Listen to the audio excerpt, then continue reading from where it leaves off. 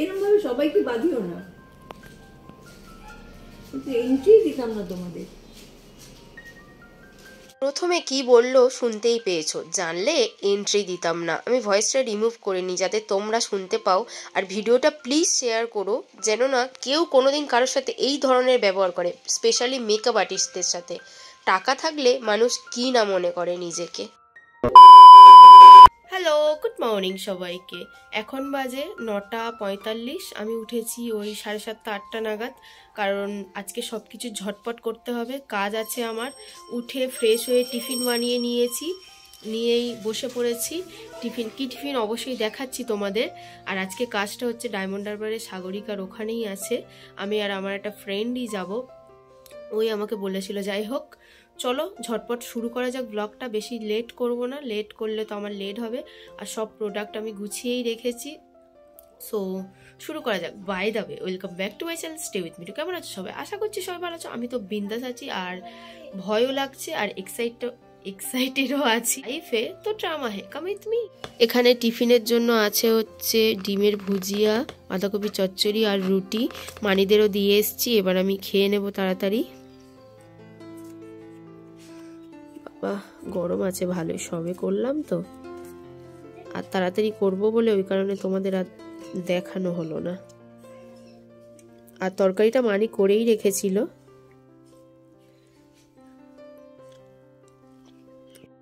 Tiffin খেয়ে চলে এসেছি রান্নাঘরে, সব রান্না আছে, শুধু মানে ডিমের তরকারিটা করতে হবে। পেঁয়াজ কেটে নিয়েছি, আর আদা রসুনটা ঘষে নেব, বাটবো না, অল্প জিনিস, বেশি ঘষেই নিই।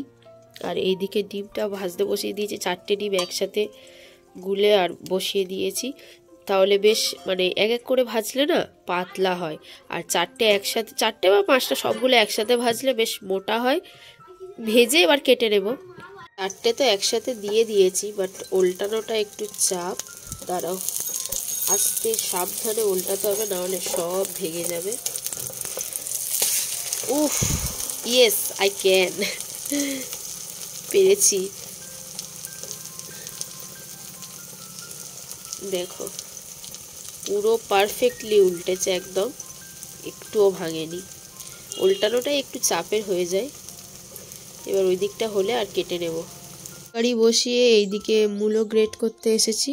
মানে আমি জানি না কি হবে, মানি বলল যে মূলোটা গ্রেট করে রাখবি, ওই কারণেই গ্রেট করে রাখছি। কি হয়তো রেসিপি করবে, দেখা যাক কি করে। তবে আমার মূলো ভাজাটাই ভালো লাগে, আর কোনো কিছুই ভালো লাগে না। কালো জিরে শুকনো লঙ্কা ফোড়ন দিয়ে মূলো একদম সরু সরু করে কেটে ভাজলে একটু বেশি তেল লাগে, ভেজে মিষ্টির পরিমাণটা একটু বেশি থাকবে, দারুণ খেতে লাগে।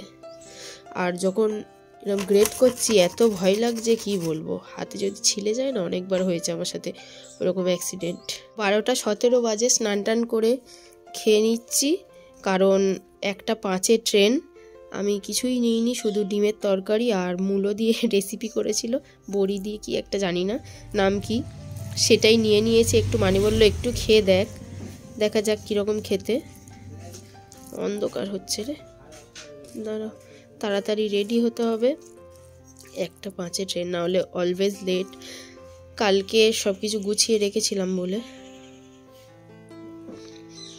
ওই দিন ছিল 18ই ডিসেম্বর 2024। খাওয়া দাওয়া করে রীতিমতো বেরিয়ে পড়েছিলাম। ময়ূক পুরোটা আমাকে ড্রপ করে দেবে না, ও জাস্ট স্টেশনে ছেড়ে দেবে, ওখান থেকে আমি চলে যাব। আমাদের কল টাইম ছিল দুপুর 2:30টা।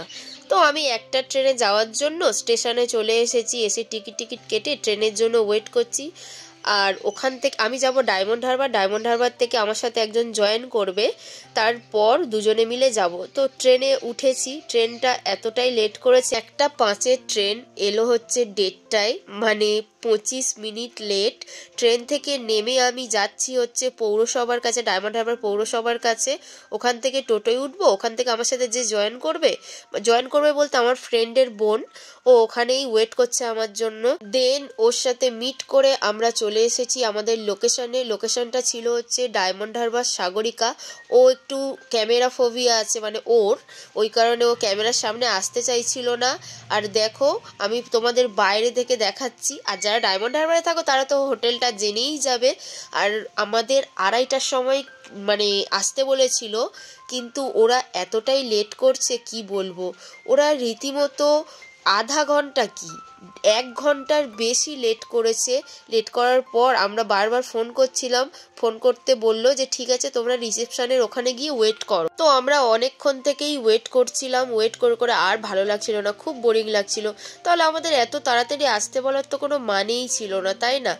যারা টাকা দেয় বা যারা মেকআপ আর্টিস্টদের বুক করে তারা কি ভাবে আমি জানি না, সব সময় তো ওয়েট করায়। হ্যাঁ, সবার ক্ষেত্রে নয়, কিছু কিছু পাবলিক এইরকম করে। আর টাকা থাকলে মানুষ নিজেকে কি না মনে করে। আমি সব কিছুই তোমাদের সাথে এক্সপ্লেন করেছি এই ব্লগটার মধ্যে।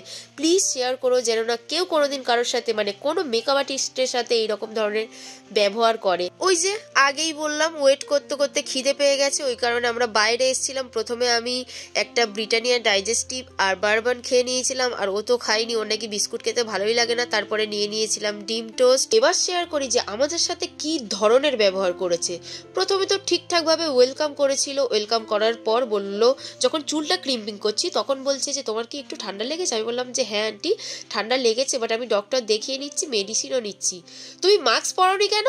প্রথমে মাস্ক দিল, আমার জ্যাকেটের পকেটে মাস্ক ছিল বাট আমার মনে ছিল না। মাস্ক দেওয়ার পর ঠিক আছে যে তুমি একটা মাস্ক পরতে পারতে, এইরকম ধরনের বলতে পারতো। আগে জানলে তোমাদের এন্ট্রিই দিতাম না। কোথায় থেকে আসে এইসব?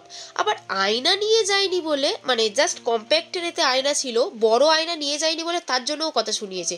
তোমরা আয়না নিয়ে আসোনি কেন? আমরা কি, তোমরাই বলো, মেকআপ আর্টিস্টরা কি সবসময় ব্যাগে করে বড় আয়না নিয়ে যেতে পারে? কি বলছে তোমরা শুধু শুনে নাও। নিয়ে আসবো, এরকম ভাবে সবাইকে বাঁধিও না, কিন্তু এন্ট্রি দিতাম না তোমাদের। কিছু মুখ বুঝে সহ্য করে সাজাতে শুরু করে দিয়েছিলাম। ঠিক আছে সাজাচ্ছিলাম, তারপরে বলছে আমার মুখটা এরকম করেছো কেন, আমার আইব্রোটা এরকম করছো কেন, আমাকে কার্টুন সাজিয়ে দিও না, ভালো না লাগলে কিন্তু আমি ধুয়ে শুয়েই পড়বো, আমি কিন্তু মেয়ের মা, মাথায় রাখতে হবে। আরও অনেক কিছু, এত খারাপ ব্যবহার করেছে না ভাবতে পারিনি, কোনোদিন কারোর থেকে এইরকম ব্যবহার পাইনি। প্লিজ তোমাদের বলছি মেকআপ আর্টিস্টদের সাথে খারাপ ব্যবহার করা বন্ধ করুন। তারাও মানুষ, তাদেরও খারাপ লাগে। আর লুকসটা পুরোপুরি কমপ্লিট হওয়ার আগে কোনো কমেন্ট পাস করবেন না, আগে কমপ্লিট হতে দিন, তারপর যদি না ভালো লাগে তখন মেকআপ আর্টিস্টদের যা ইচ্ছা তাই বলতে পারেন, বাট তার আগে না। তারপর রীতিমতো মেকআপ করার পর লিপস্টিক দেওয়ার সময় বলছে যে তোমার যা ইচ্ছা কালার দাও, আমি জানি না তোমার মাকে তুমি কি কালার দাও। আমি তখন একটাই কথা বলেছি, রেগে গিয়েছিলাম যে আমার মা কিন্তু 38, বলছে আমি 68। তখন আমি বলি আমার মা কিন্তু আমার বাড়ি যাওয়ার সময় লিপস্টিক পরেই যায় না। তখন আর কিছু বলেনি, আমাকে শাড়ি পরাতে হবে না, আমার শাড়ি আমি নিজেই পরে নেব। তারপর বলছে মেকআপ করা হয়ে যেতে বলছে আমি এক্ষুনি গিয়ে ঘুমাবো। আমি বললাম যে আন্টি মেকআপ তো উঠে যাবে না, আমি সোজা হয়ে শোবো। তো ঠিক আছে, গিয়ে রুমে গিয়ে শুয়ে পড়েছে। বাকিদের মেকআপ করছিলাম, বাকিরা খুবই ভালো ছিল। ওই মেয়ের মা যে ছিলেন উনি খুবই খারাপ ব্যবহার করেছে আমাদের সাথে। তারপর ঘুম থেকে ওঠার পর বলছে আমার চুলটা একটু ঠিক করে দাও তো। তখন আমি জিজ্ঞেস করেছি আন্টি আপনি মেকআপটা ধুয়ে ফেললেননি, ঠিক আছে তো সব? বললো হ্যাঁ খুবই সুন্দর হয়েছে, তোমরা রিভিউ শুনতেই পাবে। ওনার রিভিউটা আমি মানে একেবারে নেওয়ার জন্য মরিয়া হয়ে উঠেছিলাম, মানে নেওয়াটা জরুরিই ছিল। আর একটা কথা, তোমরা ভাবছো তো যে এই এক ভিডিও আমি বারবার দিয়ে কেন কথাগুলো বলেছি। আমার কাছে তো সেই রকম কোনো ক্লিপ ছিল না, আর তোমাদের সাথে শেয়ারও করতে হতো কথাগুলো, ওই কারণে বলবো বলেই দিয়েছি। যে মানুষ বলছিল যে মুখ ধুয়ে ফেলবে, সে লাস্টে এই রকম রিভিউ দেবে আমি কোনোদিন এক্সপেক্টই করিনি। ভালো লাগার কারণে লাস্টে 500 এক্সট্রাও দিয়েছিল। আবার উনি ঘুম থেকে ওঠার পর এটাও বলেছিল যে আমার মেজাজটা একটু খিটখিটে ছিল আর ঘুম হয়নি, তো ভালো লাগছিল না, ওই কারণে আমি ওই রকম ব্যবহার করে ফেলেছি, তার জন্য সরি। বাট উনি একেবারেই ঠিক করেনি। খিটখিটে যতই থাক, কারোর সাথে উনি এই ধরনের ব্যবহার করতে পারে না। আবারও বলছি, লুকস কমপ্লিট হওয়ার আগে কোনো কমেন্ট না করে লুকস পুরোপুরি কমপ্লিট হয়ে গেলে দেন কমপ্লিমেন্ট দিও। আর একটা কথা, রিভিউটা ফাইনালি শুনে নাও। ঠিক আছে আন্টি বলুন কেমন লেগেছে আপনার? তোমরা যে এত অল্প সময়ের মধ্যে এত সুন্দর সাজাতে পারো আমি দেখে মুগ্ধ। আবার যখন দরকার হবে নিশ্চয়ই আবার তোমাদেরই রাখবো। Thank you so much. ঠিক আছে, কেমন লেগেছে? চিনতে পারছি না তো নিজেকে, খুব ভালো হয়েছে। Thank you. ঠিক আছে, আপনাদের কেমন লেগেছে? Thank you. Thank you. তোমরা আরো এই প্র্যাকটিসটা আরো চালু করবে, আরো আর শোনো, যে পিছনে দাঁড়িয়ে দারুণ বলছে সে কিন্তু আমেরিকায় থাকে। এ কিন্তু আমেরিকা থেকে এসেছে। ওখানে অনেক পার্লার আছে, অনেক কিছু আছে, কিন্তু খুব সিম্পল এবং সাজে ওখানে। বল আমাদের ভালো বলছে মানে তোমরা সত্যিকারই ভালো। Thank you. ও ফাইনালি কাজ শেষ, এবার বাড়ি যাওয়ার পালা। প্রচণ্ড টায়ার্ড ছিলাম ওই দিন, আর শ্বশুর বাড়িতে না গিয়ে বাপের বাড়ি চলে গেছিলাম, আর হাতের অবস্থা দেখো, বাড়ি এসে টায়ার্ড হয়ে গেছিলাম, আর ব্লগটা কন্টিনিউ করা হয়নি। পারলে প্লিজ ব্লগটা শেয়ার করে দিও, যাতে কেউ কোনোদিন কারোর সাথে এই ধরনের ব্যবহার না করতে পারে। টাকার গরম দেখানো কিন্তু একেবারেই ভালো না। টাটা, bye, love you all guys.